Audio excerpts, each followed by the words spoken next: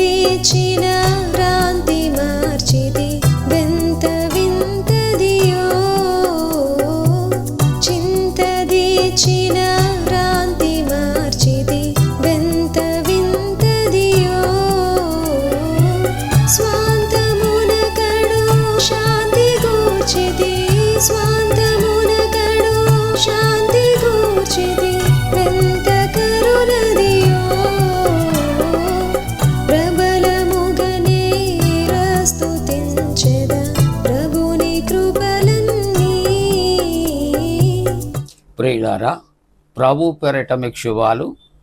జన్మదినాలు, వివాహ దినాలు జరుపుకుంటున్న కుటుంబాలకు యేసుక్రీస్తు ప్రభు పరిశుద్ధ నామమున పండు prince and sisters YouTube channel ద్వారా శుభాలు తెలియజేస్తున్నా. మీ కొరకు ప్రార్థన చేస్తూ ఉన్నా. మంచిదండి, మీరంతా క్షేమంగా ఉన్నారు కదా? ఆరోగ్యంగా ఉన్నారా? ఆనందంగా ఉన్నారా? దేవునికి వందనాలు చెల్లిస్తూ ఉన్నా. ఈ ప్రాతకాల ఆరాధన కొరకు ఏర్పాటు చేయబడిన పరిశుద్ధ లేఖనాన్ని కలిసి చదువుకుందాం. అందరము కూడా పరిశుద్ధ గ్రంథాలు తెరచి మత్తయి సువార్త 5వ అధ్యాయం 16వ వచనాన్ని మనం చదువుకుందాం. మనుష్యులు మీ సత్క్రియలను చూచి పరలోకమందున్న మీ తండ్రిని మహిమపరచునట్లు వారి ఎదుట మీ వెలుగు ప్రకాశింపనీయుడి. ప్రియమైన దేవుని యొక్క కుటుంబమా, మరి సత్క్రియలు అనే అంశాన్ని మన కుటుంబాలు ఆశీర్వదించబడినట్లు చాలా దినముల నుండి కలిసి ధ్యానం చేస్తున్నాం. సత్క్రియలు అనేవి దేవుని కొరకు చేయొద్దు.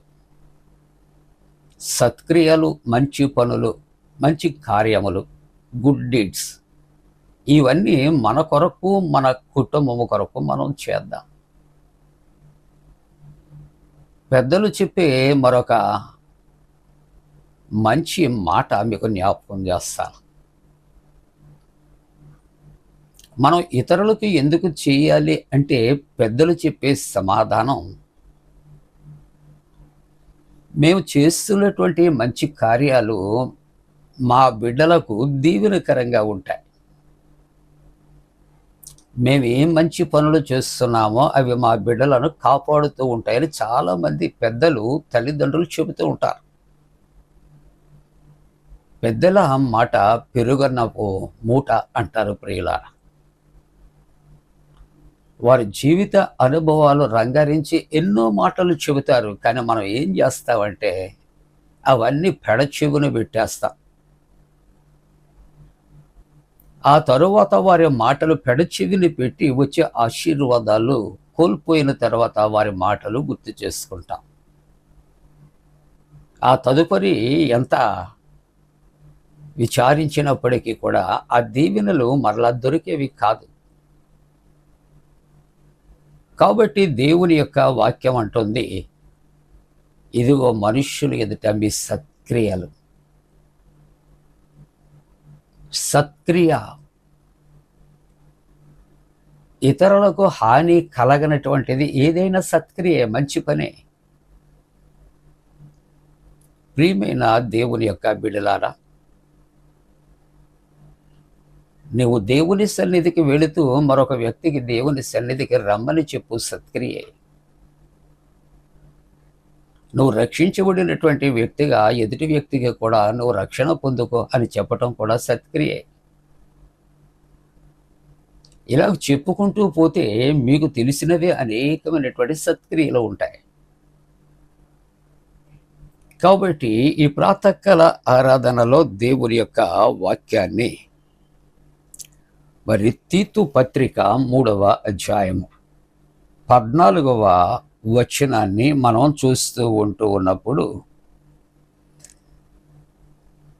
మన వారును నిష్ఫలులు కాకుండా నిమిత్తము అవసరమును బట్టి సమయోచితముగా సత్క్రియలను శ్రద్ధగా చేయటాన్ని నేర్చుకోవాలి. సత్క్రియ అనేది ఏ విధంగా చేయాలి అంటుంది దేవుని యొక్క వాక్యము? సమయోచితముగా. ఆ సమయానికి ఎవరు ఎటువంటి అవసరతలతో ఉంటే వారికి ఆ అవసరతలు మనం చేయూతనివ్వాలి. ఎవరికో ఎప్పుడో ఏదో జరుగుతుందని దాని కొరకు కాచుకుని ఉండటం కాదు, కానీ నీ కళ్ళ ముందు ఎవరైతే అట్టి అవసరతల్లో ఉన్నారో వారికి ఆ సమయంలో నేను ఏం చేయగలను,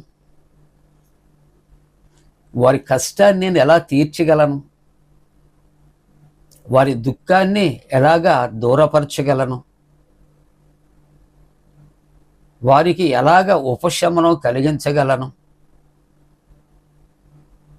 అనే విషయాలు ఎదుటి వ్యక్తి యొక్క కష్ట నష్టాలలో నీవు సమయోచితమైన మనస్సు కలిగి ఉండాలి అని భక్తుని ద్వారా దేవుని యొక్క వాక్యము హెచ్చరిక చేస్తూ, మన వారును నిష్ఫలులు కాకుండా నిమిత్తము అవసరమును బట్టి సమయోచితముగా సత్క్రియలు శ్రద్ధగా చేయుటకు నేర్చుకొనవలెను. సత్క్రియలు శ్రద్ధగా చేయటానికి నేర్చుకోవాలి, సమయోచితంగా మనం చేసుకోవాలి.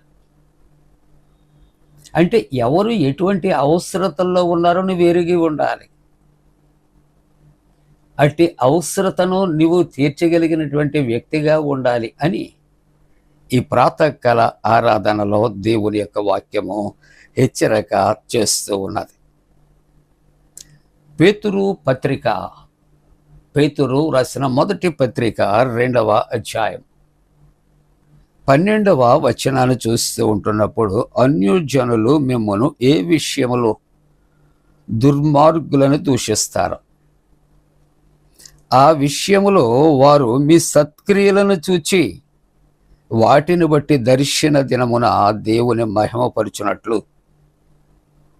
ఎంత చక్కటి మాటలండి. మనం ఒక్కొక్కసారి మనస్సాక్షి ప్రకారంగా దేవుని ముఖాన్ని చూచి కష్టములో నష్టములో కూడా దేవుని కొరకు మంచి కార్యాలు చేస్తూ ఉంటాం. ఇట్ ఈస్ ట్రూ, ఇది నిజము, ఇది సత్యము. దానికి ముందు ఒక మాట జ్ఞాపకం చేస్తే, రాళ్ళు దెబ్బలు ఏ చెట్టుకి తగులుతాయంటే, చెట్టు నిండా ఏ కాయలు ఉంటే ఆ చెట్టుకు రాతి దెబ్బలు తగులుతాయట. ఎందుకంటే కాయలు పడగొట్టడానికి. అలాగే మానవ జీవితంలో ఎవరు దేవుని కొరకు సత్క్రియలు చేస్తారో, మంచి పనులు చేస్తారో, లోకము వారి మీదకి ఏం చేస్తుందండి? అనేక రకాల రాళ్ళు రువ్వుతూ ఉంటుంది, అవమానపరుస్తూ ఉంటుంది, దూషిస్తూ ఉంటారు. నీవు దేవుని కొరకు ఓర్చుకోగలిగితే, దేవుని యొక్క వాక్యం అంటూ ఉన్నది, అన్యజనులు మిమ్మల్ని ఏ విషయంలో దుర్మార్గులని దూషిస్తారో ఆ విషయములో వారు మీ సత్క్రియలను చూచి వాటిని బట్టి దర్శన దినమున దేవుని మహిమపరుచున్నట్లు వారి మధ్య ఇక్కడ మంచి ప్రవర్తన గలవారే ఉండాలి. అంటే దుర్మార్గుడు నీకు నష్టాన్ని కలుగు చేసిన, కష్టాన్ని కలుగు చేసిన, నలుగురిలో నవ్వులు పాలు చేసిన, లేకుంటే నీ వెంటే ఉండి నిన్ను విడిచిపెట్టిన, నీ కొరకు ఇతరులతో హేళన చేసిన, అవమానపరిచిన, కృంగదీసిన, గాయపరిచిన, నువ్వు చేసినటువంటి సత్క్రియలు ఒక దినాన్న ఏం చేస్తాయంటే ఆ దుర్మార్గుని యొక్క జీవితాన్ని మారుస్తే, ఆ విధంగా మార్చబడాలంటే మీరు వారి మధ్య సత్ప్రవర్తన, మంచి ప్రవర్తన మీరు కలిగినటువంటి వారిగా ఉండాలి అని దేవుని యొక్క వాక్యం. అన్యజనుల మధ్య మిమ్మల్ని ఏ విషయంలో దుర్మార్గులను దూషిస్తారో విషయంలో వారు మీ సత్క్రియలను చూచి, వారు తిడుతున్నా, వారు కొడుతూ ఉన్నా, వారు హేళన చేస్తున్నా, వారు అవమానపరుస్తున్నా, వారు నష్టపరుస్తున్నా, దేవుని కొరకు నువ్వు జీవిస్తూ నిన్ను దూషించే వారి విషయాల్లో కూడా వారిని కీడు కలుగు చేస్తున్న వారు కలిగిన నష్టములు మీరు సత్క్రియలు చేయగలిగితే, దేవుని యొక్క వాక్యము అంటూ ఉన్నది, వారి జీవితాల్లో మార్పు వస్తుంది. కాబట్టి వారి మధ్య మీరు సత్ప్రవర్తన మీరు కలిగి ఉండండి. అలాగున మన జీవితములో మనం యొక్క కొన్ని దినముల నుండి మనం ధ్యానం చేస్తున్నటువంటి సత్క్రియలు అనే అంశాలు హృదయాల్లో ముద్రించుకొని, మనం ఎవరి మధ్య నివసిస్తున్నా, జీవిస్తున్నా, ఎవరు హేళన చేసినా, అవమానపరిచిన, వారికి కష్టము నష్టము కలిగినప్పుడు వారి అవసరతలలో సత్క్రియలు మనం చేయటానికి దేవునిని మహిమపరుచున్నట్లు, దేవుడు మిమ్మలను ప్రేరేపించినట్లు ప్రార్థన చేద్దాం. అలా చేయటానికి దేవుడు తన పరిశుద్ధాత్మకుడైన మనపై మెండుగా కుమరించునుగాక. ప్రార్థన. పరిశుద్ధుడా, నీకు వందనాలు.